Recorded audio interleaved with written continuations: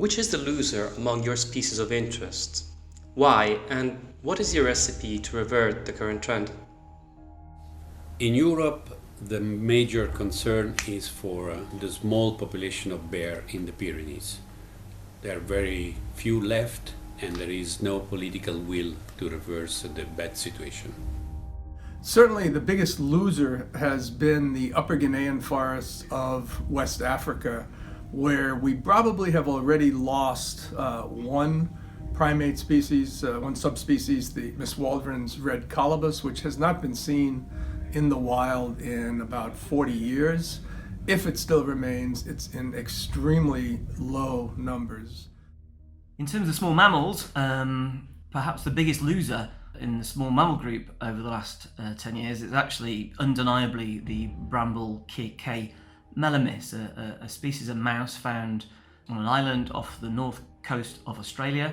The findings of surveys published last year show very clearly that this species in all probability has gone extinct in the last few years. And it's quite possibly one of the first species to go extinct as a result of human-induced climate change. I think one of the species I'm most concerned about is a southern river otter in Argentina and Chile. Its numbers have been dwindling for years. I think it's on its way out. But the other day, on the Alibaba website, I saw an offer for southern river otter skins up to 10,000. Now, this otter is protected in Argentina, and there are not 10,000 southern river otters left. So this is the reach of the legal trade, that it can wipe out a species. The southern river otter is still found here and there in patches. Fishermen consider it sometimes a competitor.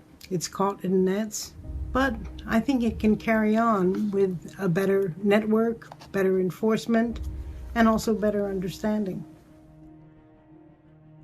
Which is the winner among your species of interest and why? The big winner among the carnivores in Europe is the wolf, of course, which is expanding, increasing in number, increasing in range, and causing a lot of conflict.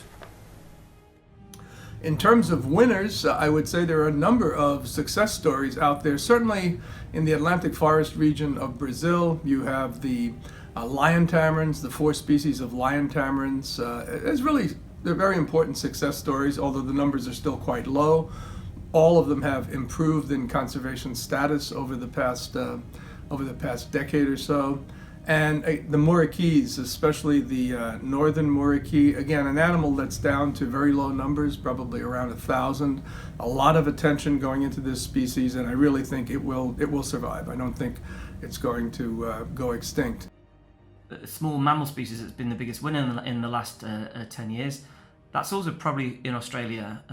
The greater stick nest rat of Western Australia, thanks to coordinated intensive conservation efforts, mainly reintroductions into historical sites, has seen the species now being downlisted from vulnerable down to near threatened, with an increase in population over many more islands. And this provides a real story of hope that if intensive species conservation action can be implemented and sustained, then conservation success really is achievable.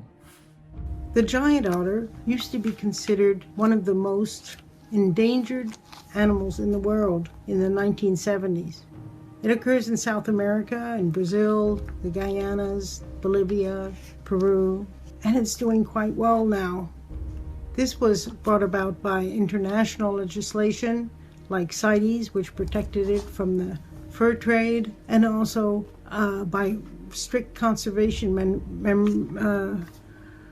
measures in the 13 countries where it occurs.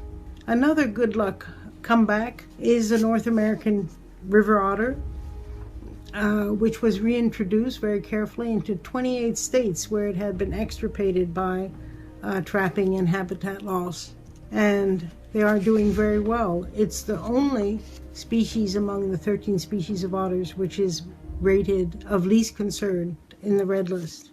Another success story is the sea otter, which was nearly wiped out in the early 20th century, late 19th century. Now we have about 150,000 that range all the way from the Russian coast across Alaska, all the way down to Southern California. Is it out of danger?